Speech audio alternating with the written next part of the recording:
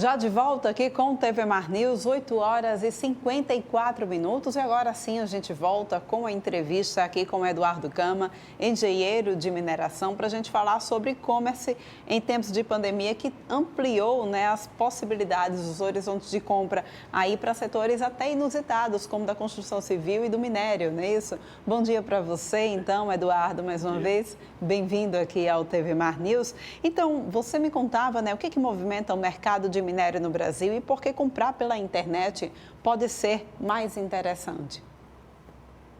Bom, o Brasil tem uma vocação muito grande para agro, né? Agro e construção civil. E esses foram setores que ficaram bem aquecidos durante a pandemia. Principalmente em 2020, a gente viu um crescimento exponencial do agro, a gente viu construções sendo feitas por todo o Brasil, até por questões de investimento, diversificação de investimento de outros setores que estavam paralisados para esses setores, né? Então, com isso, a gente teve um aumento muito grande da demanda de minérios, principalmente agrícolas, né? Calcário, gesso para correção de solo e agregados da construção civil. E com toda essa questão, né, da pandemia, do lockdown, você imagina que alguns setores, algumas cadeias de suprimento começam a ficar disruptados. Então, foi um bom momento para quem estava negociando online. Então, a gente surfou um pouco nessa onda, né? A Miner é um marketplace de mineração online, ou seja, você consegue adquirir esses minérios online. Então, a gente percebeu um aumento muito grande de pessoas que nem sequer consideravam fazer vendas online, né? Você imagina que o perfil do minerador, o perfil de quem produz esses minérios não é bem o cara que tem um e-commerce. Então, foi um movimento bem interessante de se ver aí durante a pandemia. Pois é, mas você está me falando aí, né, sobre as empresas. Isso é uma novidade e se aplica apenas às empresas ou serve também para o consumidor comum? Nesse momento, a gente só está atendendo as empresas, mas a gente tem percebido que o consumidor comum, o consumidor final, também tem uma necessidade de comprar online. Ele não quer, muitas vezes, ir numa loja, ir num galpão buscar areia, buscar brita ou qualquer outra coisa. O consumidor final também consome minério, não são só empresas, né? Então, a gente tem percebido um aumento muito grande do interesse desse tipo de consumidor por esse tipo de material online, né? Uhum. Então, a diversificação das compras online, ela é para todos. Então, a gente viu que isso veio para ficar, com certeza, com a pandemia. Pois é, e essa startup é uma forma também de legalizar a venda? Com certeza, né? A Miner, a gente desenvolveu uma certificação onde a gente visita esses mineradores. Infelizmente, o Brasil ainda é um país que tem muita informalidade, muita ilegalidade, o que é um problema grave. Verdade. E utilizando, né, de novas tecnologias como o próprio blockchain, nós conseguimos dar rastreabilidade para esses minérios. Ou seja, uma vez que você está comprando um apartamento, você está comprando uma casa, você vai poder saber exatamente de onde saíram os materiais que foram usados na construção daquele imóvel. Os próprios celulares, que você vai comprar o metal, futuramente também você vai ter como ter um QR Code ali que você lê e sabe de onde que vieram esses materiais. Então, é importante também que as pessoas comecem a cobrar as empresas de onde elas estão comprando esses materiais. Porque, infelizmente, como a gente mencionou, a ilegalidade ainda é muito grande e, infelizmente, também poucas empresas se preocupam em checar onde elas estão comprando, né? É verdade. E é uma tendência, você acredita que é uma tendência que vai crescer ainda mais? Como é que está a aceitação do setor em relação a isso? É uma tendência, isso já veio para ficar em outros setores também. A gente pode usar o exemplo da apicultura na Bahia, que hoje já usa o QR Code para mostrar que esse mel que está sendo exportado veio de regiões e de produtores legalizados. Então, eu acho que a responsabilidade, né, a compra responsável, é uma tendência que ela vai perdurar e ela vai se tornar uma coisa que os próprios lojistas, os produtores, as fábricas vão ter que se adequar. Então, por mais que o mercado muitas vezes tenha um pouquinho de problema em aceitar que, poxa, ok, a gente tudo vai ser às claras agora, a gente vai ter que abrir de onde que veio esse material, de onde veio os materiais que a gente usou, a gente percebe sim que ainda existe bastante resistência, mas quando o consumidor quer, quando o consumidor pede, a gente sabe que o mercado tem que se dobrar, né? Não tem como fugir disso. E quando a gente pensa em e-commerce em tempos de pandemia, a gente está, de fato, ampliando as possibilidades de negócios? Você enxerga dessa forma? Com certeza, com certeza. Existem setores como o próprio ferro, que são setores muito grandes, né? Onde pequenas vendas geralmente não são feitas, porque você vai demandar ali de um vendedor, de um setor comercial, Então, eles estão muito interessados em fazer grandes vendas. Através da internet, você consegue pulverizar isso. Você consegue que pequenos produtores também tenham acesso ao mercado, pequenos e médios produtores, né? Não só grandes mineradoras e grandes produtoras. O Brasil tem muito o que se beneficiar com isso, né? O Brasil ainda é um país garimpeiro, a gente tem muito garimpo no Brasil. E quando a gente fala garimpo, não remetam só à ilegalidade, tá? Existem muitos garimpos legais. Exatamente. Esse é um movimento que vem crescendo no Brasil e a gente entende que você, vendendo online, você dá oportunidade para que esses pequenos produtores até mesmo consigam começar a acessar mercados antes inéditos para eles. E com isso você tem o desenvolvimento das comunidades paralelas, você tem pequenas cidades, você tem regiões que hoje dependem, como o Vale do Jequitinhonha, por exemplo, que depende da rocha ornamental. Então, a gente vê isso com bons olhos, a gente acha que o Brasil tem muito a ganhar com esse movimento. Pois é, e no mais, né, eu acho que o consumidor final, ele tem que ser também um agente fiscalizador, né? Ele tem que cobrar, como você bem já citou aí, ele tem que cobrar a certificação, saber de onde esse minério está saindo, e isso não só com minério, mas com madeira, enfim, tudo o que envolve esse setor de produção e exploração que nós temos aqui dentro do nosso país, não é verdade, Eduardo? Perfeito, muito bem dito. Principalmente a madeira. A madeira você tocou num ponto essencial. Eu acho que qualquer commodity, né, qualquer bem que venha de extração, o consumidor deve sim ficar de olho. Não adianta demonizar, não adianta achar que não vai existir a mineração vai continuar existindo, a madeira, né, a extração de madeira vai continuar existindo. Então, não ajuda se a gente só fechar os olhos e falar, eu não quero mais ver esse tipo de coisa. Eu acho que a gente tem sim que ter um pouquinho mais de responsabilidade e cobrar. Cobrando, o mercado vai melhorar, o mercado vai se formalizar mais e, consequentemente, a natureza tem a ganhar, né? Com certeza. Eduardo, muito obrigada pela tua participação aqui no TV Mar News. A gente volta a se encontrar em outra oportunidade, tá bom? Perfeito. Grande abraço. E olha só, gente, a gente continua falando sobre esse setor de construção civil, tá bom? Você aí em casa que está nos assistindo, de repente está com uma obra em casa e não sabe que destino dar aos restos da construção civil na tua casa? Pois então você precisa ficar atento, não pode descartar em qualquer lugar não, viu? A gente vai ver então mais detalhes agora com Viderlan Araújo. A importância com o descarte, que acaba sendo de forma relevante para manter a saúde da população, também tem sido uma das principais metas da Prefeitura Municipal de Maceió, principalmente quanto à questão do descarte correto para resíduos da construção civil. O descarte pode ser feito através dos ecopontos, principalmente o descarte abaixo de 1 metro cúbico. A população hoje tem, inclusive, feito de uma maneira correta esse descarte? Existe uma preocupação da Prefeitura? Infelizmente não, e a preocupação da Prefeitura é grande. Nós mapeamos 180 pontos de descartes irregular. Certo. E esse infrator, ele é sujeito à multa. Entendo. No nosso artigo 18, inciso 1º. Essa multa varia, de acordo com o volume, entre 3 mil e até 12 mil reais. Entendi. Nós temos em toda Maceió 5 ecopontos que esse descarte pode ser feito, sendo ele de até 1 metro cúbico. 1 metro cúbico. A partir daí, o proprietário do imóvel que está sendo reformado deve procurar uma empresa responsável, né, pelo processo, né? Para fazer o descarte. Para fazer o descarte de forma regular. Desse entulho regular. Agora, Edson, falando exatamente dessa situação, e é muito oportuna essa entrevista, porque estamos nos aproximando de final de ano. E, naturalmente, as pessoas têm aquela meta, né, com o 13º e realizar obras em casa para chegar Natal e Ano Novo, tá com pelo menos uma melhor apresentação em seu local de moradia. Isso acaba também sendo um ponto preocupante e é por isso que a Prefeitura também tem chamado a imprensa para poder divulgar ações de maneira correta ao descarte irregular, por exemplo? Exatamente. A gente está convocando a imprensa toda para que a gente possa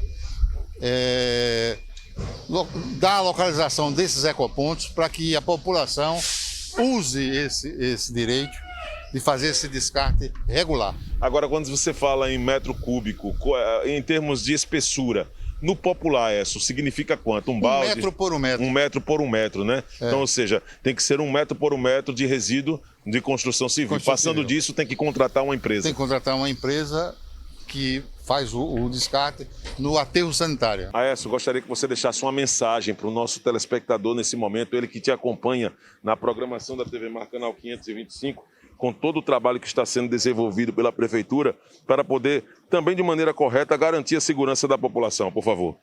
Eu queria deixar aqui para a população os telefones do 0800 da SUDES, que é o 0800 082 2600, bem como o ZAP, que a população pode entrar em contato através do ZAP no 98802 4834. Desses telefones, a população entra em contato com a SUDES não só para o entulho, mas também para o volumoso, o sofá que ela queira descartar. Pode marcar conosco da SUDES que a gente faz o descarte regular desses equipamentos. Muito obrigado, então, Aécio, pela sua participação. Aécio Mendonça, estamos aqui conversando com o diretor de operações da SUDES, Superintendência de Desenvolvimento Sustentável, ligada à Prefeitura Municipal de Maceió, para poder falar dessa preocupação que a Prefeitura tem, que o próprio Aécio já demonstrou para nós aqui a respeito desse trabalho, né, educativo, para poder orientar a população a fazer o descarte de forma regular, principalmente daquele material, né, restos de material de construção. A construção civil tem crescido bastante, nessa época do ano é natural que também essas obras consideradas em caráter isolado, né, mas são obras de menor porte e que possa gerar, através desses entulhos, o descarte irregular e que muitas vezes coloca em risco a vida da população, dá muito trabalho para a Prefeitura Municipal de Maceió e através dos ecopontos fica tudo muito mais fácil. Os ecopontos ficam disponíveis para a população de segunda a sábado, das 8 da manhã às 5 da tarde. Além de descartar de forma correta, o cidadão pode ajudar denunciando possíveis infrações, enviando fotos, vídeos, através dos números que o Aécio colocou. O 0800 082 2600 e pelo WhatsApp 98802 4834. Com imagens de Chico Nogueira, Viderlan Araújo, para a TV Mar, canal 525 na NET Claro. Pois é, né, gente? E olha, imagens divulgadas ontem do crime ocorrido dentro de um ônibus no bairro do Farol ajudaram a polícia a identificar e prender Felipe Cristiano da Silva, que confessou ter matado o gari Renilson Freire de Souza. Nós temos o vídeo aí que mostra exatamente o momento dessa confusão, né, que teve dentro do ônibus. Ontem foi noticiado que essa confusão foi por conta... Ele entrou sem pagar a passagem, entrou sem máscara e houve uma discussão, então, porque, no caso, o gari Renilson Freire de Souza teria reclamado porque ele entrou de máscara. Houve essa confusão e ele acabou esfaqueando, então, né, o gari. Segundo o delegado Francisco Madison, da Delegacia de Homicídios e Proteção à Pessoa, foi apurado que Felipe Cristiano entrou no coletivo pela porta de desembarque sem pagar. E, por isso, o motorista se recusou a seguir a viagem. Ele estava sem máscara, mas a polícia não acredita que tenha sido este o fator principal do crime. O delegado apura agora as circunstâncias da discussão após a recusa do motorista. O delegado quer saber se a vítima tentou tirar Felipe Cristiano do ônibus para poder prosseguir a viagem. Mostra aí, então, ficam mais uma vez essas imagens, né, da confusão dentro do ônibus e aquela outra foto que mostra exatamente o momento da prisão do acusado, certo? E a gente vai agora para o nosso quadro Penal News, continua aí nessa seara criminal, trazendo aqui já no nosso estúdio Bruno Calado, advogado criminalista, que traz mais uma vez assuntos muito atuais, né? Na semana passada você trouxe um assunto muito atual, essa semana novamente a gente vai falar sobre o caso da Boate Kiss, já que o julgamento já começa amanhã. Bruno, para a gente iniciar aqui a nossa conversa, vamos logo então relembrar esse caso. Bom dia para você.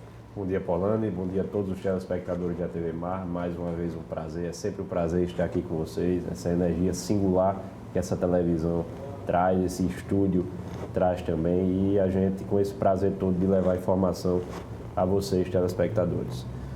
Trazemos hoje no quadro Penal News, Polane, o caso da Boate Kiss, né? O caso da Boate Kiss, a título de relembrança, né, até porque faz mais de 8 anos, são 8 anos e 10 meses do dia do fato, aconteceu no dia 27 de janeiro de 2013, no estado do Rio Grande do Sul, certo? Numa cidade chamada Santa Maria, em Rio Grande do Sul. Essa boate ia ter uma festa chamada Aglomerados, certo? E nessa festa, em torno de 800 pessoas estavam dentro da boate, quando o vocalista de uma banda que lá se apresentava, a banda Gurizada Fandangueira, certo? Ele usou o artefato pirotécnico e, ao usar esse artefato pirotécnico, essas faíscas atingiram um material no teto da boate, e esse material era uma espuma de isolamento acústico, certo? Que acarretou no incêndio da Boate Kiss. E esse incêndio foi o segundo a segunda maior tragédia incendiária do Brasil no que tange ao número de mortes. A primeira foi um incêndio no Grand Circus norte-americano, que foi em Niterói, em 1960, mais ou menos, e deixou 503 vítimas fatais. A segunda foi esse episódio da Boate Kiss, que deixou 242 pessoas mortas e 680 pessoas feridas. Das 242 pessoas que morreram, 235 morreram lá no local, no dia. Outras 7 pessoas morreram nos dias subsequentes. Então foi uma tragédia de grande porte, por uma besteira, né, por uma conjuntura de fatores que geraram esse morticínio que chocou a sociedade brasileira à época. Pois é, né? Lembrando que a maioria das vítimas, gente, morreu por asfixia, por aspirar aquela fumaça tóxica que veio proveniente do incêndio, né? Bruno, qual é a relação desse caso com o uso das comandas de consumo nos estabelecimentos? Olha, Paulane, é um fator interessante, né? E aí as investigações, claro, vão se aprimorando, e depois houve projetos, certo, de vereadores, de parlamentares, no sentido de proibir essa forma de pagamento, comandas. Mas por que essa forma de pagamento? Na Boate Kiss, um dos fatores que aumentou gradativamente, significativamente o número de mortos, foi o fator de a boate trabalhar com comandas para o uso de consumo, né? Comandas para anotar o que você vinha consumindo, né? Para pagar ao final da sua estada lá na boate. E aí, quando houve essa intenção de sair, né, de se evadir da boate no local, os seguranças trancaram as portas, os seguranças não sabiam que se tratava de um incêndio. Não houve essa comunicação dos seguranças do palco para com os seguranças que ficavam na porta da boate. E aí os seguranças imaginaram que fosse uma briga. E aí fecharam a boate para que não saíssem sem pagar as comandas. E aí, com medo de recair aquela responsabilidade sobre os próprios seguranças, né, de ter que pagar aquele prejuízo que a boate viesse a sofrer, eles trancaram a porta para que não saíssem sem pagar, sem saber que estava acontecendo um incêndio, imaginando ter sido uma briga, e estavam usando como oportunidade aquela briga para saírem sem pagar. E aí pediram para que instituíssem nos estabelecimentos esse projeto de lei outras formas de pagamento. Ou pagamento através de fichas, você compra uma ficha ali para buscar o seu produto. Ou pagamento antecipado no caixa, você quer ali 2 águas, você quer um balde de cerveja, você quer uma vodka, então você paga o valor, pega um ticket, apresenta no balcão e pega aquele produto, certo? Ou então um cartão pré-pago, você alimenta com 200, 300 reais um cartãozinho fornecido pela boate, e aí você tem aquele crédito para estar pegando lá, mas não pela comanda, porque todas essas outras maneiras de pagamento, elas antecedem o pagamento. E aí, a hora que você quiser sair da boate, se você passou mal, se você tem uma emergência para sair, se um parente seu passou mal, está precisando da sua ajuda, se houve algum mal-estar ali dentro da boate, você pega e sai sem dever satisfação a ninguém, ao contrário da comanda. Você só saía na boate aqui se apresentasse a comanda paga. Então, a comanda ela foi um fator ensejador do aumento gradativo e severo do número de mortes na boate. Então, tem essa relação das comandas dos estabelecimentos com o número de mortos neste dia, nesta tragédia da Boate Kiss. E fica a dica também para os estabelecimentos, né, que trabalham com esse tipo de eventos noturnos em ambientes fechados, para que não usem essa modalidade de pagamento. Pois é, eu acho que um outro grande fator também, né, Bruno, que contribuiu para esse grande número de mortes foi a questão da estrutura em si, a estrutura física da boate, de não apresentar saída de emergência. A porta de entrada era a mesma porta de saída, uma porta estreita também, né? Não tinha ventilação externa, não tinham janelas, enfim. Para o caso de incêndio, a situação agravou bastante. E aí a gente volta a falar de novo, né? Imagina só espuma no teto, o quanto que tem a facilidade do fogo se expandir Exato. Rapidamente, aquela fumaça tóxica. Então, essa questão da estrutura da boate também contribui bastante. Com certeza. A defesa dos proprietários da boate, Orlando, alegam que a lotação estava adequada. A boate tinha capacidade para 800 pessoas, certo? A boate só permitia que uma pessoa entrasse, se atingida a lotação de 800 pessoas, só permitiria a entrada de uma outra pessoa se houvesse uma outra pessoa saindo. Então ficava nessa rotatividade. É o que a defesa dos proprietários alegam. No entanto, não afasta a responsabilidade da boate. A questão da lotação não... Da lotação por si só, mas de avisos de saída de emergência, de portas largas, né, que comportassem saídas de grande porte lá da boate. E a boate vinha, Orlando, desde 2009 sendo notificada. Proibição de funcionamento, não estava com alvará de funcionamento atualizado, certo? Uma série de multas já haviam sido impostas aos proprietários da boate, mas isso não fez com que o poder público, certo, proibisse, lacrasse a boate. Isso foi a inércia grande do poder público à época. E a gente vê muito isso acontecer, né? São estabelecimentos que continuam funcionando mesmo sem estar de acordo com a lei. Eu não estou dizendo, Paulano, que foi o caso da Boate Kiss, mas nós sabemos que o ser humano, o servidor público, ele pode ser passível da corrupção. A corrupção existe em todo canto. Então, quem sabe, servidores públicos que estavam na incumbência de lacrar aquela boate não receberam alguma propina, não foram corrompidos para que deixassem a boate permanecer no funcionamento. Né? Pois é, olha só, a boate ela estava sem o seu alvará desde 2009, 2010, 11, 12, 13, 4 anos depois houve então esse grande acidente, essa tragédia, na verdade. E as pessoas, mais de 200 pessoas morreram por conta disso, né? Mais de 200 pessoas. Mas aí, nesse julgamento que já começa amanhã, Bruno, o Estado vai responder de alguma forma por ter concebido o alvará para que ela continuasse funcionando? Olha, Paulane, amanhã se inicia o julgamento. Está previsto para se iniciar amanhã, dia 1º, quarta-feira, certo? Pasmem, 28 pessoas foram indiciadas, ou seja, indiciadas em fase policial. O delegado de polícia incumbido das investigações daquela tragédia indiciou 28 pessoas, responsabilizou 28 pessoas. Daí, quando enviado ao Ministério Público do Estado, o Ministério Público analisa aquele inquérito policial com os indiciamentos e diz, olha, tem 28 pessoas, tem a descrição fática, tem o depoimento de várias pessoas, testemunhas, vítimas, sobreviventes, etc. Mas eu não vejo necessidade de denunciar as 28 pessoas. Eu vou denunciar apenas 4. E aí, das 28 pessoas indiciadas, apenas 4 estão indo a júri amanhã, estão indo a julgamento amanhã. Então, eu achei uma inércia muito grande do poder estatal, certo? Quanto à denúncia nessa tragédia, nesse fator. Inclusive, a própria defesa... E quem são essas pessoas? Quem são esses personagens que serão julgados? Os personagens que serão julgados amanhã são 4 pessoas. 2 proprietários da boate, Alessandro Spohr e Mauro Hoffman, eram os proprietários da Boate Kiss à época. Marcelo de Jesus, que é o vocalista da banda Gurizada Fandangueira, foi ele quem soltou o artefato pirotécnico, certo? E Luciano Bonilho, que era produtor da banda. Porque a defesa dos proprietários da boate alega que a banda, em momento algum, comentou ou preveniu a boate de que soltaria algum artefato pirotécnico. Já a produção da banda, o próprio vocalista, alega que, à época, avisaram previamente aos proprietários da boate, eles estavam cientes que haveria esse show pirotécnico, esse artefato pirotécnico por parte da banda. Então, há esse choque de defesa. Os 4 serão submetidos a júri amanhã. No caso do vocalista, né, também foi divulgado na imprensa que cai nele a responsabilidade de também não ter avisado no microfone que a boate estava em chamas para que as pessoas pudessem sair do local.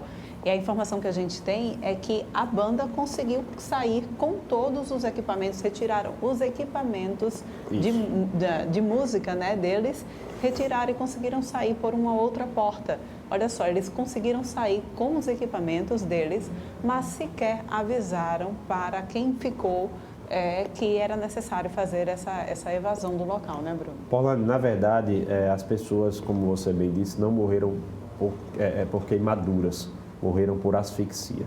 Né? Essa espuma de isolamento acústico, ela continha substâncias que, quando queimada, ela liberava até cianeto, que é uma substância altamente tóxica. Né? E acabou matando essas pessoas na Boate Kiss. Não houve o aviso O que houve foi a intenção de se evadir, visto que dali aconteceria um grande incidente, então a intenção de se evadir. Houve um egocentrismo muito grande por parte da banda, né? Mas amparados sob o ponto de vista de muitos pelo estado de necessidade, que é a necessidade de proteger a sua própria vida, mesmo que prejudicando outras vidas, mas nada custava um aviso. Inclusive, os seguranças fecharam as portas da boate, impedindo a saída de emergência, porque não imaginaram que a boate estava sendo incendiada, né? Imaginaram que tinha uma briga ali acontecendo e que estavam as pessoas querendo se evadir sem pagar as contas de consumo, de consumação da boate. Muito bem, Bruno, muito obrigada. Vale aqui uma observação, proteger a própria vida e seus equipamentos. Com certeza, é verdade. Pois é, Bruno, muito obrigada pela tua participação aqui no TV Mar News. A gente volta a se encontrar na semana que vem. Com fé em Deus, eu agradeço, Paulana, e um abraço em todos. E a gente vai agora para um rápido intervalo, volta daqui a pouquinho, porque a gente ainda tem muito mais informações para vocês.